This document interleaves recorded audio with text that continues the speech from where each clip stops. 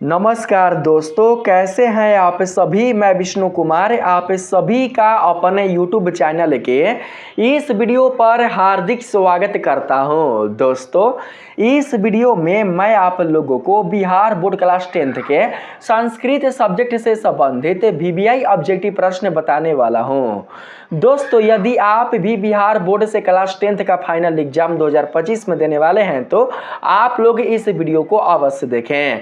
यदि आपका भी पेपर संस्कृत का है तो आप लोग इस वीडियो को देखना बिल्कुल भी ना भूलें, क्योंकि मैंने इस वीडियो में आपके संस्कृत सब्जेक्ट से संबंधित जो ऑब्जेक्टिव प्रश्न लिया है, ये प्रश्न आप लोगों के फाइनल एग्जाम के लिए बहुत ही इंपॉर्टेंट होने वाले हैं।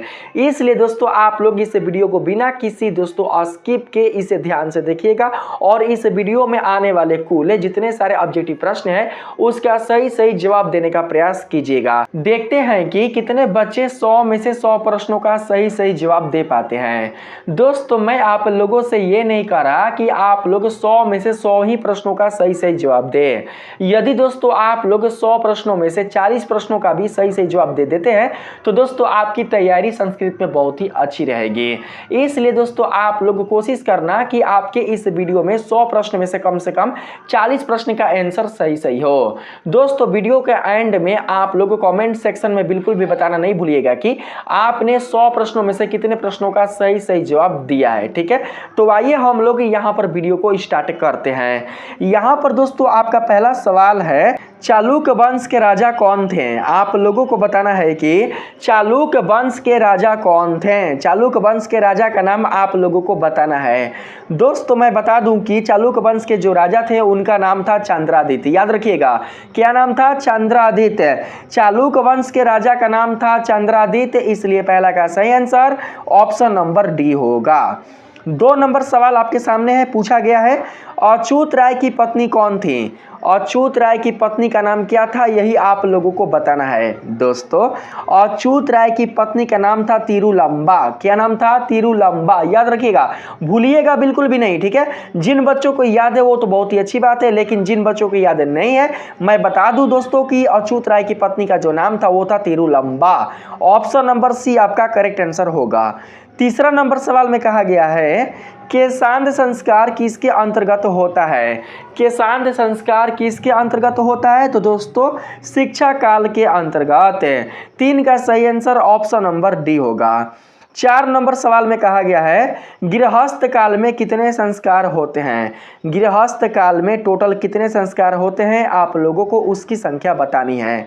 तो दोस्तों मैं आप लोगों को बता दूं कि गृहस्थ काल में टोटल एक ही संस्कार होते हैं। यानी कि कह सकते हैं कि गृहस्थ काल में केवल और केवल एक ही संस्कार होते हैं, जिसका नाम है विवाह संस्कार। विवाह करने के बाद ही जो मनुष्य होता है वो क्या करता है, वो गृहस्थ जीवन में प्रवेश करता है। इसलिए सही आंसर ऑप्शन नंबर ए होगा।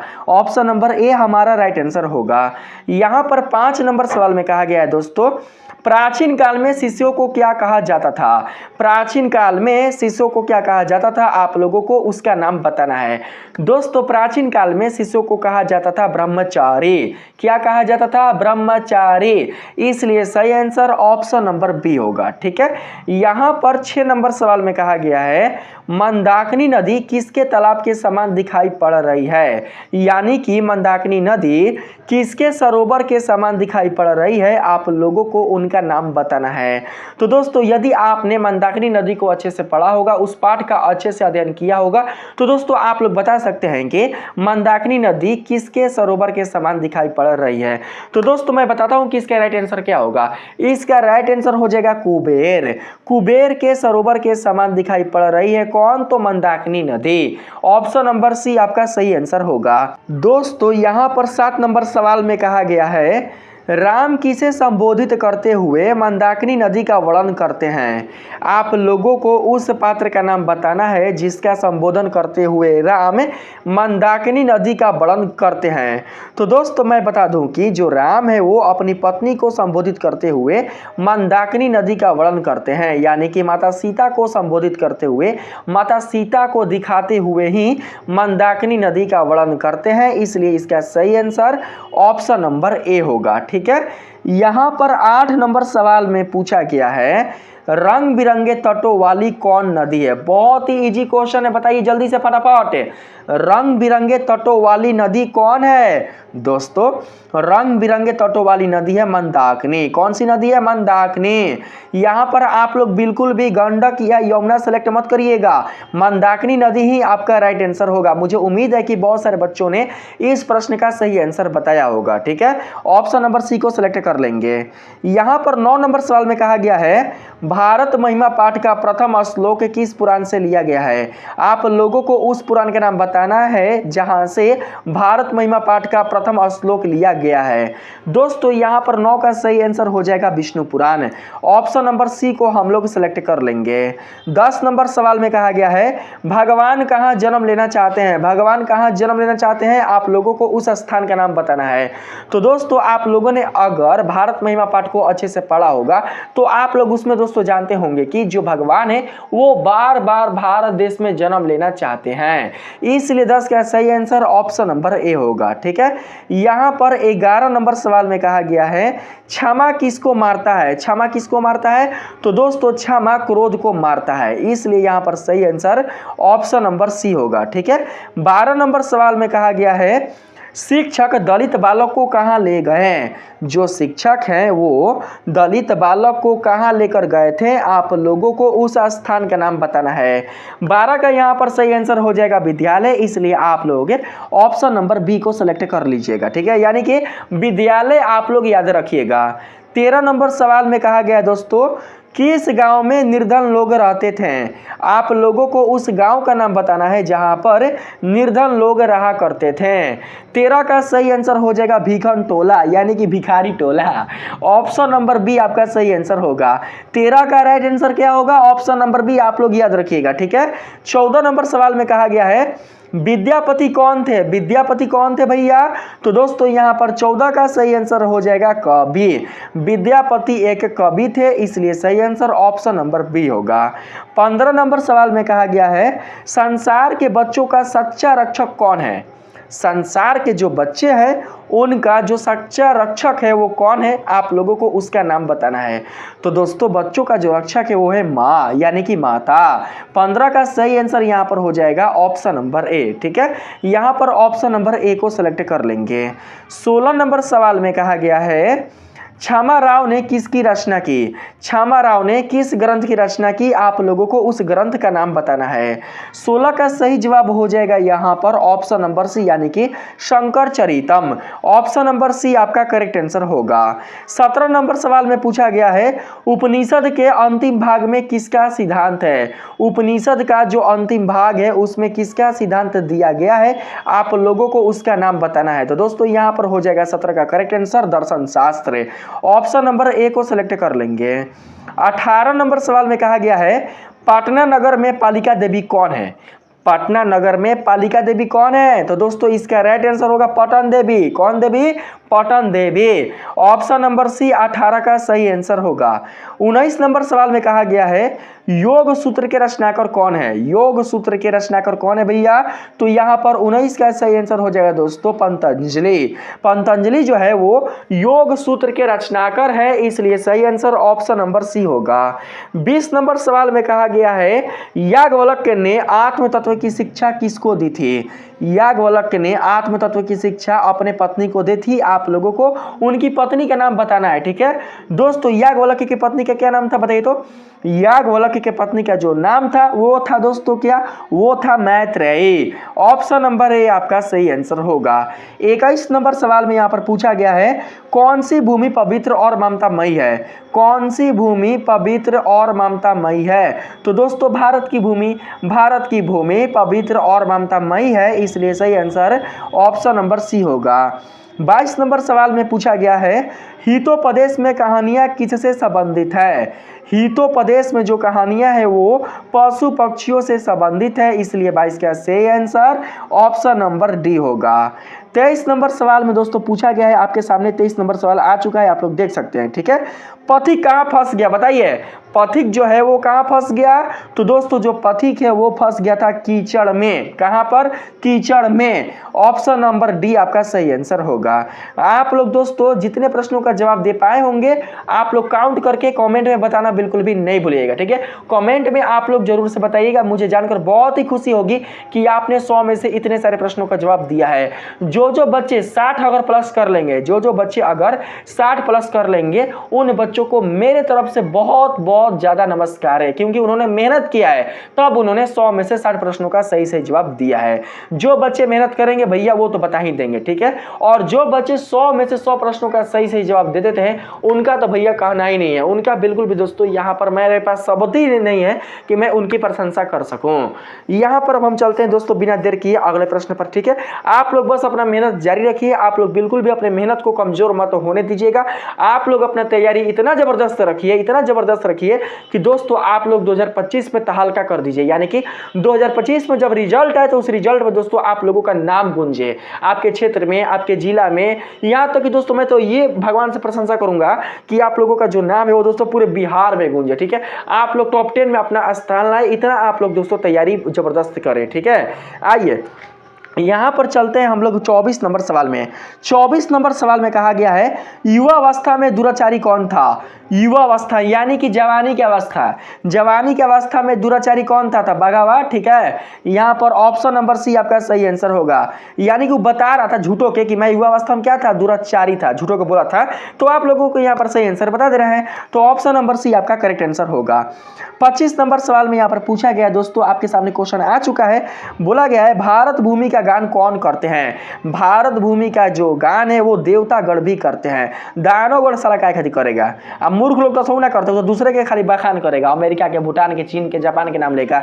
भारत देश का कभी गुणगान करेगा, भारत भूमि का भारत भूमि के बारे में कभी भी कोई मूर्ख लोग जानता होगा, बताइए। तो है तो दोनों बिल्कुल भी होगा ही नहीं। नेता लोग खाली वोट मांगने खातिर क्या करेगा, वोट मांगने खातिर खाली और खाली दोस्तों मतलब जो भी मतलब प्रशंसा है ना वो खाली अपना करेगा, बस अपना प्रशंसा, भारत देश का कोई प्रशंसा ना, भारत देश के विकास के बारे में कोई भी बातचीत ना, ओनली फॉर अपनी प्रशंसा करेगा और लोगों की प्रशंसा करेगा, ताकि जो लोग हैं, जो भारत के नागरिक है, वो क्या करें, उनको वोट दे। तो यहाँ पर ये तीनों तो बिल्कुल भी नहीं होंगे। क्या होंगे, देवतागण, यानी कि जो देवतागण है वो भारत देश की, यानी कि भारत जो भूमि है उसका गान करते हैं। गान इसलिए करते हैं क्योंकि यह भूमि राम की भूमि रह चुकी है, कृष्ण की भूमि रह चुकी है, और भी दोस्तों पता ना बहुत सारे ऋषि मुनि, बहुत सारे देवी देवताओं की यह भूमि रह चुकी है। इस भूमि पर भगवान विष्णु ने अवतार लिया है, इस भूमि पर भगवान शंकर ने अवतार लिया है, इसी भूमि पर माता गौरी यानी कि माता पार्वती ने भी जन्म लिया है माता सती के रूप में। कई साल वो गौरी के रूप में भी इस धरती पर रही हैं। भगवान शनि भी इस धरती पर आए हैं, किस धरती पर, तो हमारे भारत भूमि के धरती पर। इसलिए इस भारत भूमि की महिमा का जो गान है वो कौन करते हैं, तो दोस्तों देवतागण करते हैं, ना कि दानवगण, नहीं मूर्ख लोग, ठीक है। यहां पर चलते हैं 26 नंबर सवाल पर। 26 नंबर सवाल में कहा गया है देवगढ़ क्या गाते हैं। देवगढ़ क्या गाते हैं, बिरहा, बताइए जल्दी। देवगढ़ क्या गाते हैं, चैता ना, बताइए जल्दी। चैता बिरहा तो ऑप्शन भाई पे किया है।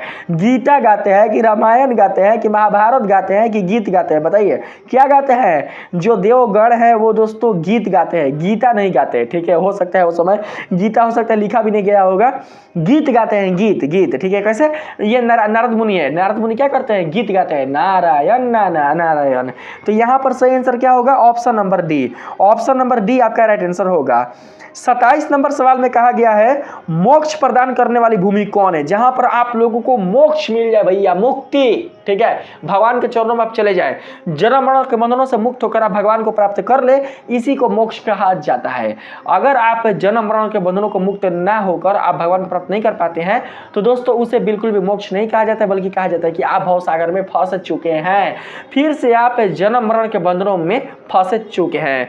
तो मुक्ति वाला यानी कि मोक्ष प्रदान करने वाला जो भूमि है वो कौन है, बताओ। इराक है कि चीन है कि श्रीलंका है, कौन है, भारत। अपना प्यारा भारत, अपना प्यारा भारत ही मोक्ष प्रदान करने वाली भूमि है, क्योंकि इस भारत देश में जो लोग हैं, यहाँ के जो दोस्तों मानव है, यहाँ के जो मनुष्य है, यहाँ के जो नागरिक है, वो भगवान की पूजा करते हैं, भगवान की आराधना करते हैं, और भगवान की पूजा हर एक रूप में करते हैं। पत्थर के रूप में करें, पेड़ के रूप में करें, जानवर के रूप में करें, यानी हर एक क्षेत्र में, हर एक दोस्तों परिवेश में, हर एक रूप में क्या करते हैं कि हमारे भारत देश के जो लोग हैं वो पूजा करते हैं। हैं। यहाँ के जो देवर होते हैं वो भी भाभी को माँ के रूप में क्या करते हैं, पूजा करते हैं। यहाँ के जो पति होते हैं वो अपनी पत्नी को क्या करते हैं, पत्नी को सम्मान देते हैं, पत्नी को देवी के रूप में देखते हैं। ठीक है, यानी भारत ही एक ऐसा देश है जहाँ पर संस्कार जिंदा है, जहाँ पर मर्यादा जिंदा है। लेकिन आने वाले समय में दोस्तों भारत देश में ये जो संस्कार है, ये जो मर्यादा है, वो बिल्कुल भी नियत यानी कि निश्चित नहीं रहेगी, क्योंकि अब धीरे धीरे सब बदल रहा है। और बदल इसलिए रहा है क्योंकि आजकल के जो युवा है वो बिल्कुल भी हमारे भारत देश की जो परंपरा है उसको बनाए रख पाने में सक्षम नहीं है। हमारे भारत देश की जो संस्कार है उसको बिल्कुल भी आगे लेकर जा नहीं रहे, इस संस्कार को बिल्कुल भी पालन नहीं कर रहे हैं, जिसके कारण हमारे भारत देश में जो दोस्तों पारंपरिक जो परंपरा है, जो हमारे दोस्तों पूर्वज जो देकर गए हैं, जो संस्कार हमारे पूर्वज देकर गए हैं, जो हमारे ऋषि मुनि हमारे भारत देश में संस्कार देकर गए हैं, वो बिल्कुल भी अब हमारे इस भारत देश में नहीं रह गया है। ठीक है, यहाँ पर बात करते हैं आगे। यहाँ पर 28 नंबर सवाल में कहा गया है गोविंद सिंह सिंह संप्रदाय के कौन से गुरु थे। गुरु गोविंद सिंह सिख संप्रदाय के कौन से गुरु थे। तो दोस्तों यहाँ पर हो जाएगा 28 का करेक्ट आंसर 10वें गुरु थे। ऑप्शन नंबर डी आपका सही आंसर होगा। 29 नंबर सवाल में पूछा गया है कुटनी आत्मकथा काव्य के कवि कौन है। कुटनी मत्यम काव्य के कवि कौन है। तो दोस्तों यहाँ पर 29 का करेक्ट आंसर हो जाएगा दामोदर गुप्त। दामोदर गुप्त आपका सही आंसर होगा। 30 नंबर सवाल में कहा गया दोस्तों राजशेखर की रचना कौन सी है। राजशेखर ने कौन सी रचना की है। तो दोस्तों काव्य मीमांसा नामक के दोस्तों ग्रंथ की राजशेखर ने रचना की है, इसलिए इसका सही आंसर ऑप्शन नंबर ए होगा। 31 नंबर सवाल में कहा गया है सोने का कंगन ग्रहण करो। सोने का कंगन क्या करो, ग्रहण करो। किसने कहा भैया, आप लोगों को उस पात्र का नाम बताना है जिन्होंने कहा था सोने का कंगन ग्रहण करो। तो दोस्तों आप जानते होंगे यह किसने कहा था, यह बाघ ने कहा था।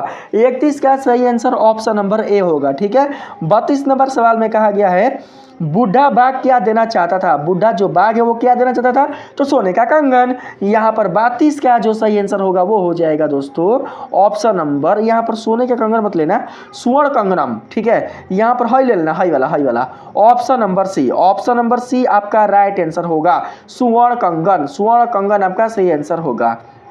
यहाँ पर 33 नंबर सवाल में कहा गया है दान किसे देना चाहिए। दान किसको देना चाहिए दोस्तों। दान जो है वो देना चाहिए किसको, तो गरीब को। जो निर्धन है, जो गरीब है, जो लाचार है, जो दोस्तों एक तरीके से दरिद्र हैं, उन्हें ही दान देना चाहिए, इसलिए सही आंसर ऑप्शन नंबर डी होगा।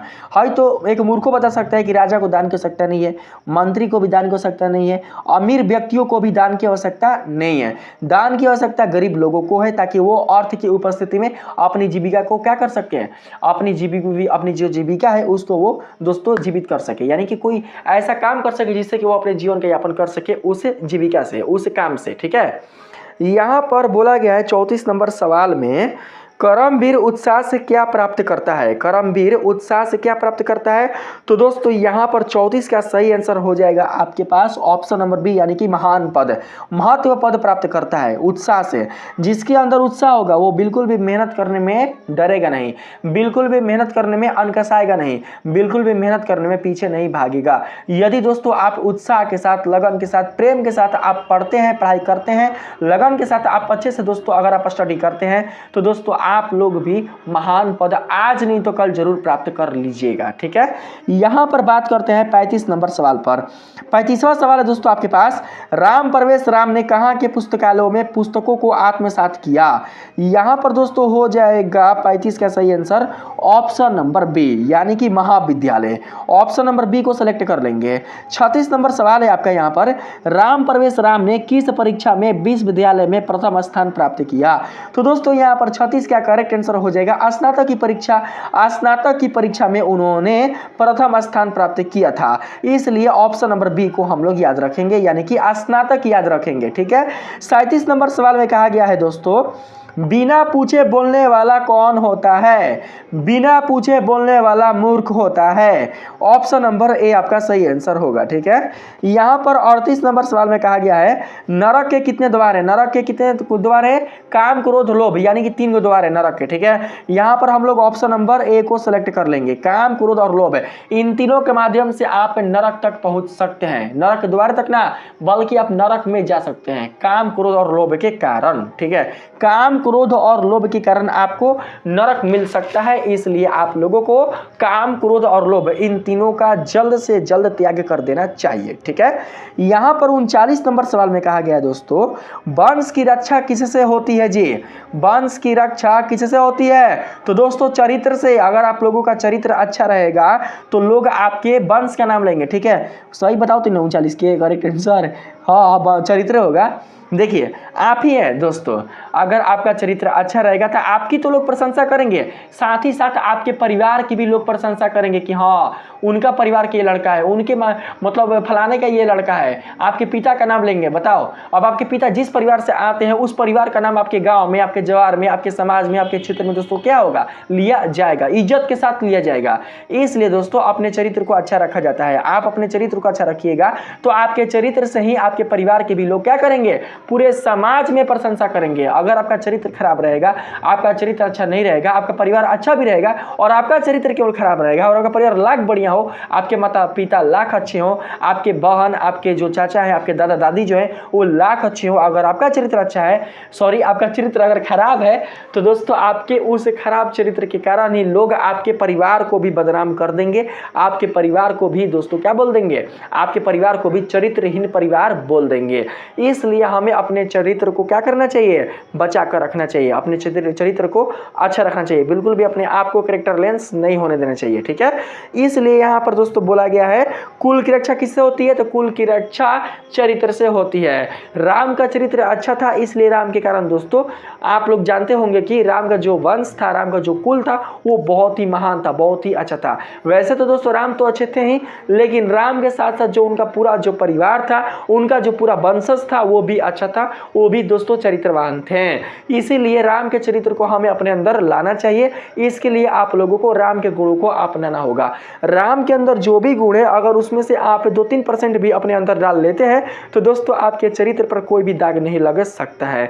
तो यहाँ पर सही आंसर ऑप्शन नंबर सी होगा। ठीक है, यहाँ पर 40 नंबर सवाल में कहा गया है किसके 6 अंग है? बताइए किसके 6 अंग है? तो यहाँ पर दोस्तों व्याकरण, व्याकरण के 6 अंग है। ठीक है, वेद के नहीं है भैया, व्याकरण। ऑप्शन नंबर ए आपका राइट आंसर होगा। 41 नंबर सवाल में कहा गया दोस्तों छात्र किसके शास्त्रों से अवगत होगा? छात्र किसके शास्त्रों से अवगत होगा? तो संस्कृत के। राइट आंसर होगा 41 का option number D. Option number D आपका राइट आंसर होगा। 42 नंबर सवाल में कहा गया है लंब धन उदरा का संधि क्या होगा? लंबोदर। लंब धन उदरा का संधि होगा लंबोदर। ऑप्शन नंबर ए आपका सही आंसर होगा। ठीक है, यहां पर 43 नंबर सवाल में कहा गया है दलित पुरुष का क्या नाम था? दलित पुरुष का जो नाम था वो था राम प्रवेश राम। 43 का सही आंसर हो जाएगा ऑप्शन नंबर डी। ठीक है, 44 नंबर सवाल में कहा गया दोस्तों स्वामी दयानंद किसके संस्थापक थे? स्वामी दयानंद जी जो थे वो दोस्तों आर्य समाज के संस्थापक थे। इसलिए सही आंसर ऑप्शन नंबर ए होगा। 45 नंबर सवाल में पूछा गया है किसका नाम मूल शंकर था, यानी कि किनका नाम बचपन का मूल शंकर था? तो दोस्तों 45 का यहाँ पर सही आंसर हो जाएगा ऑप्शन नंबर सी, यानी कि दयानंद। दयानंद सरस्वती जी का बचपन में नाम मूल शंकर था। ऑप्शन नंबर सी को सिलेक्ट कर लेंगे। यहाँ पर दोस्तों हम लोग 46 नंबर सवाल में चलते हैं। 46 नंबर सवाल में कहा गया है घर में आग लगने पर कौन नहीं भागा? घर में आग लगने पर आलसी लोग नहीं भागे थे। इसलिए सही आंसर ऑप्शन नंबर बी होगा। 47 नंबर सवाल में कहा गया है भाई मोरे अर्थोवेद में कितने ऋषि पत्नियों का वर्णन है, यानी कि कितने ऋषिकाओं का वर्णन है?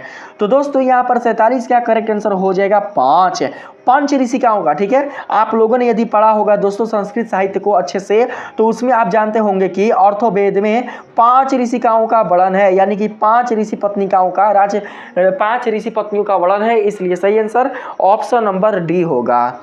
48 नंबर सवाल में पूछा गया है चंद्रादित्य की रानी कौन थी? फिर से क्वेश्चन यहाँ पर घुमा कर आ चुका है। चंद्रादित्य की जो रानी थी वो कौन थी? तो दोस्तों उनका नाम है क्या? उनका दोस्तों नाम है विजय भाट्रिका। विजय भाट्रिका ही चंद्रादित्य की रानी थी और विजय भाट्रिका के राजा कौन थे? तो चंद्रादित्य थे।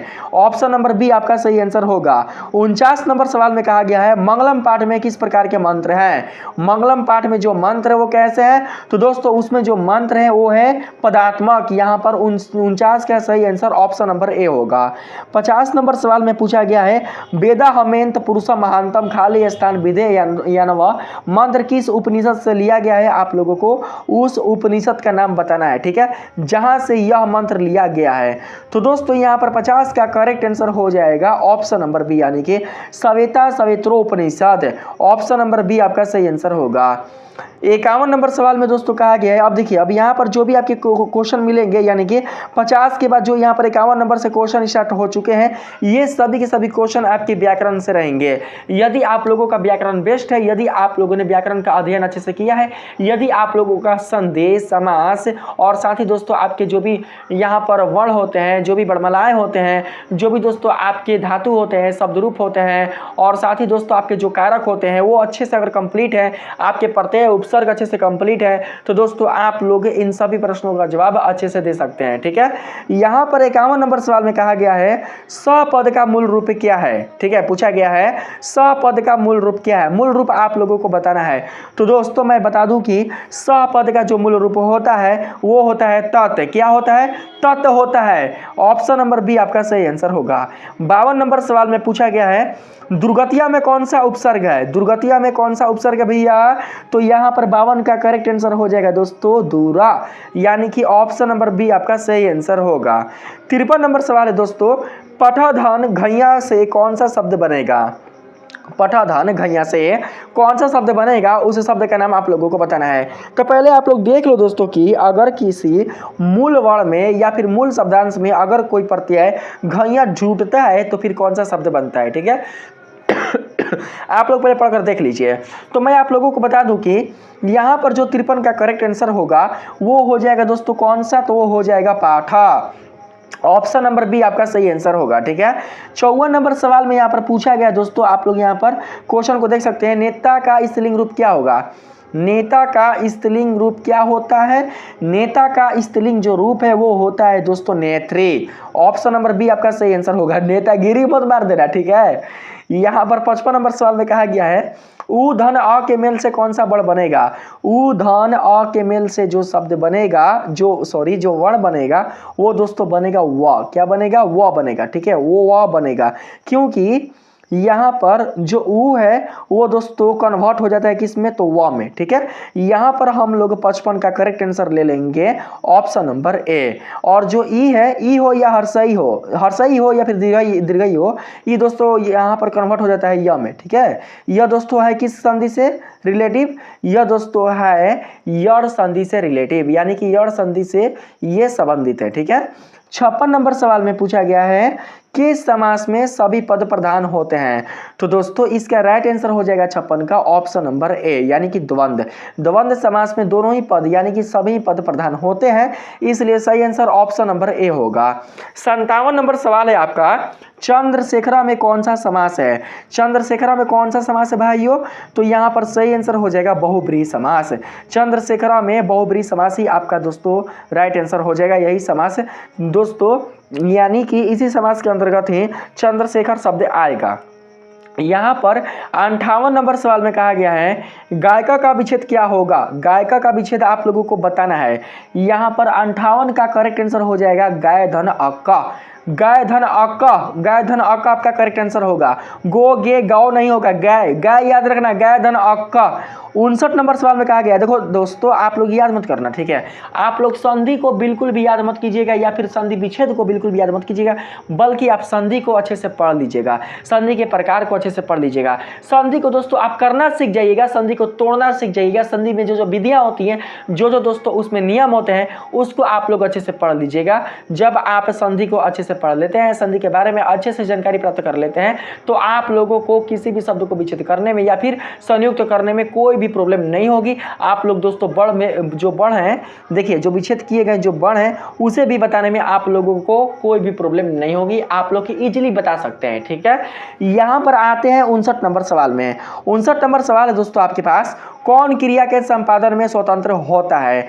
कौन क्रिया के संपादन में स्वतंत्र होता है भैया? तो 59 का यहाँ पर करेक्ट आंसर हो जाएगा बाबू कर्ता। ऑप्शन नंबर ए आपका सही आंसर होगा। 60 नंबर सवाल है आपके पास क्रीडतु किस लकार का रूप है भाई? क्रीडतु किस लकार का रूप है? 60 का यहाँ पर करेक्ट आंसर हो जाएगा लोट। लोट लकार का रूप है क्रीडतु। ऑप्शन नंबर डी आपका सही आंसर होगा। 61 नंबर सवाल में कहा गया है बिना पानी में कौन सा समास है? बिना पानी में कौन सा समास है? तो दोस्तों बहुब्रीहि। बहुब्रीहि बिना पानी में समास है, इसलिए सही आंसर ऑप्शन नंबर ए होगा। 62 नंबर सवाल में यहाँ पर पूछा गया दोस्तों मंदम मंदम नुदति पवना वाक्य के मंदम मंदम पद में द्वितीय विभक्ति किस सूत्र से हुई है? आप लोगों को उस सूत्र का नाम बताना है। यहाँ पर 62 का करेक्ट आंसर हो जाएगा ऑप्शन नंबर ए यानी कि क्रिया विशेषण द्वितीया। इसके लिए आप लोगों को कारक अच्छे से पढ़ना होगा। जब आप कारक को अच्छे से पढ़ जाते हैं, कारक के बारे में अच्छे से जानकारी प्राप्त कर लेते हैं, तो आप लोगों को ऐसे क्वेश्चन को सोल्व करने में कोई भी परेशानी नहीं होगी। ठीक है, यहां पर ऑप्शन नंबर ए हमारा राइट आंसर होगा। 63 नंबर सवाल है आपके पास सहार्थे तृतीय का उदाहरण क्या है? सहार्थे तृतीय का उदाहरण क्या है? तो दोस्तों 63 के यहां पर करेक्ट आंसर हो जाएगा रामेन स सीता गच्छति, यानी राम के साथ सीता जाती है। ऑप्शन नंबर सी आपका सही आंसर होगा। 64 नंबर सवाल में पूछा गया है पीताम्बरा में कौन सा समास है? बताइए जी, पीताम्बरा में कौन सा समास है? तो दोस्तों यहाँ पर 64 का करेक्ट आंसर हो जाएगा बहुब्रीहि समास है।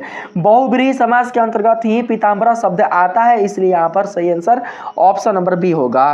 65 नंबर सवाल में पूछा गया है कुमार संभव कौन सा समास है? कुमार संभव कौन सा समास है?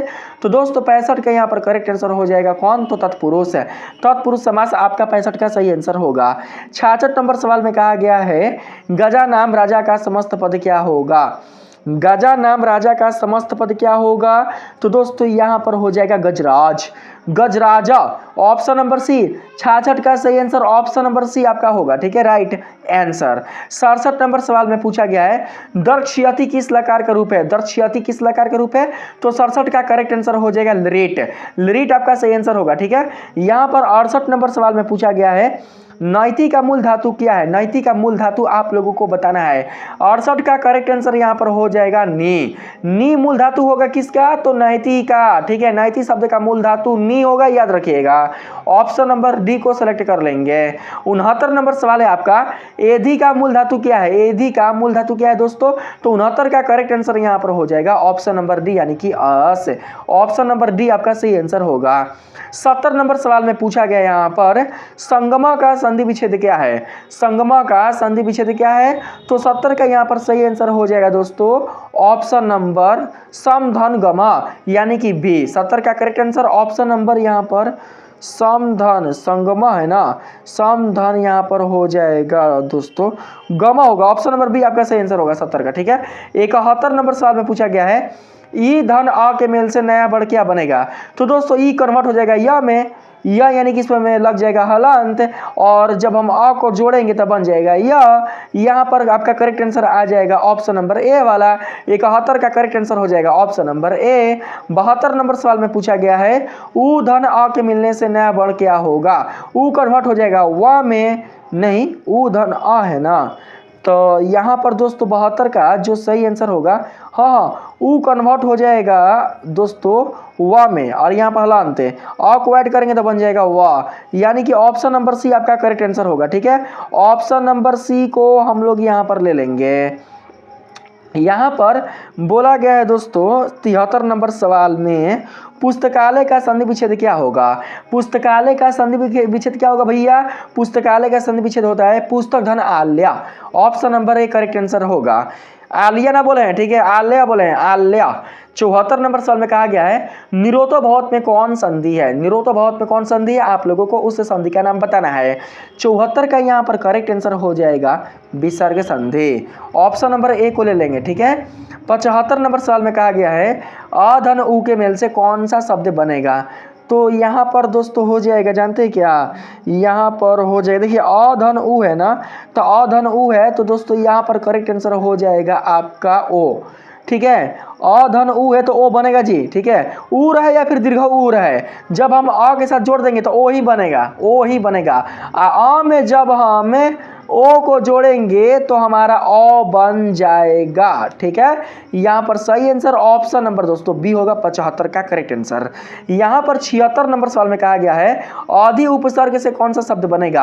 आदि उपसर्ग से अधिकार शब्द बनेगा, इसलिए 76 का सही आंसर क्या होगा भाई मोरे? तो ऑप्शन नंबर ए आप लोग दोस्तों यहाँ पर करेक्ट आंसर सेलेक्ट कर लीजिएगा। ठीक है, यहाँ पर ऑप्शन नंबर ए को सेलेक्ट कर लेते हैं। 77 नंबर सवाल में यहाँ पर पूछा गया है रामेण साकम लक्ष्मणा गच्छति वाक्य में अव्यय कौन है? साकम आपका right answer option number A आपका सही आंसर होगा। 78 नंबर सवाल में कहा गया दोस्तों यहाँ पर रामा दीवा पठति वाक्य में अव्यय क्या है? दीवा, यहाँ पर दीवा होगा। 78 का करेक्ट आंसर हो जाएगा ऑप्शन नंबर डी। ठीक है, यहाँ पर 79 नंबर सवाल में कहा गया है प्र उपसर्ग के योग से कौन सा शब्द बनेगा? प्र उपसर्ग के योग से बनने वाला जो शब्द है उसका जो नाम है वो है दोस्तों प्रवेशा। ऑप्शन नंबर ए आपका राइट आंसर होगा। यहाँ पर 80 नंबर सवाल में पूछा गया है प्र उपसर्ग से कौन शब्द बनेगा? प्र उपसर्ग से बनने वाला जो शब्द है उसका नाम क्या है? तो दोस्तों परामर्श, ऑप्शन नंबर बी 80 का करेक्ट आंसर होगा। यहाँ पर 81 नंबर सवाल में पूछा गया दोस्तों अभी उपसर्ग से कौन सा शब्द बनेगा? बताइए जल्दी जल्दी, अभी उपसर्ग से कौन सा शब्द बनेगा? तो अभी होगा। 81 का correct answer option number B होगा। ठीक है, 82 नंबर सवाल में कहा गया है पठंतु किस लकार का रूप है? पठंतु किस लकार का रूप है? बताइए तूतामंतु, जल्दी बताइए कौन सा लकार? तो 82 का यहाँ पर करेक्ट आंसर हो जाएगा लृट लकार, ऑप्शन नंबर बी आपका करेक्ट आंसर होगा। ठीक है, यहाँ पर आते हैं दोस्तों हम लोग लृट होगा जी, लृट में तू ताम अंतु स्यति स्यता स्यंती, यहाँ पर दोस्तों यहाँ पर पठंतु है ना, तो हमको यहाँ पर दोस्तों तू तामंतु है तामंतु तामन ऊ होता है लंग लकार होता है और लट तो होगा नहीं, विधिलिंग तो एत एतामेयु तो एतामेयु में दोस्तों होता है विधिलिंग। स्यति स्यता स्यंती में होता है दोस्तों लृट और एततामेयु तू तामंतु। हमको यहाँ पर लोट लग रहा है दोस्तों, लोट लग रहा है। ऑप्शन नंबर डी आपका सही आंसर होगा। ठीक है, ऑप्शन नंबर डी। 83 नंबर साल में चलते हैं पठधन कतवा से कौन सा शब्द बनेगा? पठितवा। ठीक है, 83 का सही आंसर हो जाएगा यहाँ पर ऑप्शन नंबर सी पठितवा, ऑप्शन नंबर सी को सिलेक्ट कर लेंगे। 84 नंबर सवाल में कहा गया है प्रक्षधन कतवा से कौन सा शब्द बनेगा? तो दोस्तों यहाँ पर 84 का करेक्ट आंसर हो जाएगा आपके पास ऑप्शन नंबर सी यानी कि परछितवा, ऑप्शन नंबर सी आपका सही आंसर होगा। 85 नंबर सवाल में कहा गया है पठधन सत्री के योग से कौन सा शब्द बनेगा? तो दोस्तों यहाँ पर 85 का करेक्ट आंसर हो जाएगा क्या? तो ऑप्शन नंबर ए यानी कि पठान, ऑप्शन नंबर ए को यहाँ पर हम लोग याद रखेंगे। 86 नंबर सवाल में कहा गया है क्री धन त्रिज के मेल से क्या बनेगा? क्री धन त्रिज के मेल से बनने वाला जो शब्द है उसका नाम है दोस्तों क्या? तो कर्ता, ऑप्शन नंबर बी आपका सही आंसर होगा। 87 नंबर सवाल है आपके पास, आप लोग देख सकते हैं दोस्तों राघव में कौन सा तद्धित प्रत्यय है? राघव में जो तद्धित प्रत्यय है उसका नाम क्या है? तो दोस्तों उसका नाम है अन, ऑप्शन नंबर हम लोग यहाँ पर ले लेंगे भैया सी। ठीक है, ऑप्शन नंबर सी हमारा राइट आंसर होगा। 88 नंबर सवाल में कहा गया है पिताही में कौन सा स्त्री प्रत्यय लगा है? आप लोगों को उस स्त्री प्रत्यय का नाम बताना है। 88 का करेक्ट आंसर यहाँ पर हो जाएगा ए, दीर्घा ई आपका सही आंसर होगा। 89 नंबर सवाल में कहा गया है ज्येष्ठ धन टाप के योग से कौन सा शब्द बनेगा?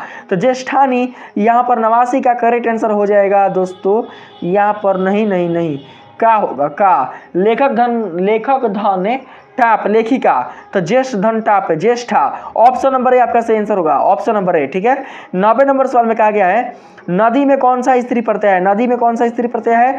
तो यहाँ पर 90 का करेक्ट आंसर हो जाएगा डेंस प्रत्यय है नदी में। ठीक है, यहाँ पर 91 नंबर सवाल में कहा गया है रजकी में कौन सा स्त्री प्रत्यय लगा है? रजकी शब्द में जो स्त्री प्रत्यय लगा है उसका नाम आप लोगों को बताना है। 91 का सही आंसर हो जाएगा डेंस प्रत्यय आपका राइट आंसर होगा।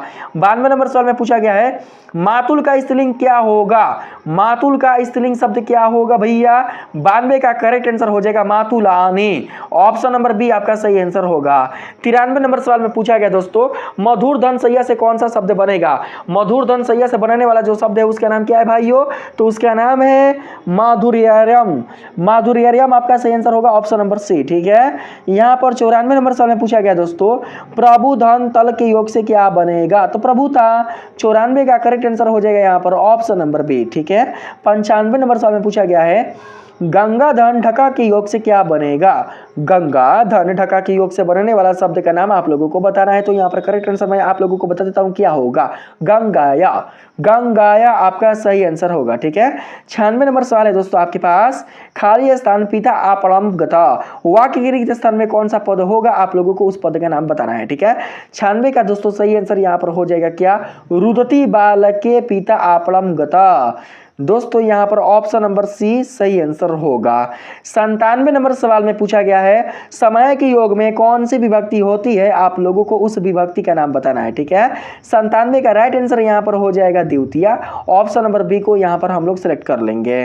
98 नंबर सवाल है निर्धारण करने के योग में कौन सी विभक्ति होगी, निर्धारण करने के योग में कौन सी विभक्ति होगी। 98 का करेक्ट आंसर षष्ठी होगा, ऑप्शन नंबर बी आपका सही आंसर होगा। 99 नंबर सवाल में पूछा गया है यहाँ पर दोस्तों निम्न में ओष्ठ से उच्चारण होने वाला वर्ण कौन है। दोस्तों यहाँ पर 99 का करेक्ट आंसर हो जाएगा ऑप्शन नंबर कौन, तो दोस्तों ओ ओष्ठ से ओ बोल सकते हैं ना, तो ऑप्शन नंबर सी आपका सही आंसर होगा, ठीक है। और दीर्घाई ओ भी बोल सकते हैं, दीर्घाई ऊ भी बोल सकते हैं, दीर्घाई ऊ दोस्तों दोनों आ रहा है। तो यहाँ पर जानते हैं आप लोग क्या करना, यहाँ पर दीर्घाई ऊ हाई ले लीजिए, हाई, ऑप्शन नंबर ए आपका सही आंसर होगा 99 का, ठीक है। 100 नंबर सवाल में पूछा गया है ट वर्ग का उच्चारण स्थान क्या है भाइयों, ट वर्ग का उच्चारण स्थान है भाइयों यहाँ पर क्या, तो हो जाएगा कंठ, क ख ग, और नहीं क ख ग है ना, टठ होता है दोस्तों कंठ के फिर अगर हम नीचे जाएंगे तो कंठ के नीचे दोस्तों मिलता है मुर्धा। यहाँ पर सही आंसर ऑप्शन नंबर डी होगा, ठीक है। ऑप्शन नंबर डी को हम लोग यहाँ पर सेलेक्ट कर लेंगे। देखिए कंठ से उच्चारण होता है क ख ग घ का, ठीक है। क ख ग घ जो भी है इनका उच्चारण कंठ से किया जाता है, आ का उच्चारण कंठ से किया जाता है, लेकिन बिल्कुल भी ठ का उच्चारण और ई और दीर्घाई का उच्चारण बिल्कुल भी दोस्तों कंठ से नहीं किया जाता है, बल्कि उनका उच्चारण मुर्धा से किया जाता है। इसलिए यहाँ पर राइट आंसर क्या होगा भाइयों, तो यहाँ पर right answer option number D होगा। तो बच्चों मैंने इस वीडियो में आप लोगों को आपके संस्कृत सब्जेक्ट से संबंधित जो भी वीवीआई ऑब्जेक्टिव प्रश्न थे वो मैंने आप लोगों को बताया है। मैंने इस वीडियो में आपके 50 प्रश्न लिया था संस्कृत सब्जेक्ट से संबंधित, और जो 50 प्रश्न है आपके संस्कृत के व्याकरण वाले वो मैंने लिया था दोस्तों व्याकरण से संबंधित। और ये कुल जितने सारे आप व्याकरण वाले ऑब्जेक्टिव प्रश्न देख रहे हैं ये सभी के सभी प्रश्न दोस्तों बिल्कुल भी बाहर से नहीं है, बल्कि आपकी किताब से ही लिए गए हैं। ऐसा नहीं सोचिएगा कि ये सभी प्रश्न आपकी किताब से बाहर के, नो, ये सभी के सभी जो प्रश्न हैं ये दोस्तों आपकी किताब से ही लिए गए हैं। इसलिए दोस्तों आप लोग किताब को अच्छे से पढ़ लीजिएगा। किताब के जो भी दोस्तों आपके किताबी प्रश्न होंगे उसे भी अच्छे से पढ़ लीजिएगा, उसे भी अच्छे से याद कर लीजिएगा, और साथ ही जो किताब में दोस्तों व्याकरण दिए गए हैं उन्हें भी अच्छे से आप लोग पढ़कर समझ लीजिएगा, ताकि आप लोगों को अपने एग्जाम को दोस्तों देने में कोई भी प्रॉब्लम ना हो, ठीक है। अगर यह वीडियो अच्छा लगा है तो वीडियो को एक लाइक जरूर से कीजिएगा। चैनल पर नए हो तो चैनल को सब्सक्राइब करना बिल्कुल भी नहीं भूलिएगा। मिलते हैं फिर से एक नए वीडियो के साथ, तब तक के लिए धन्यवाद।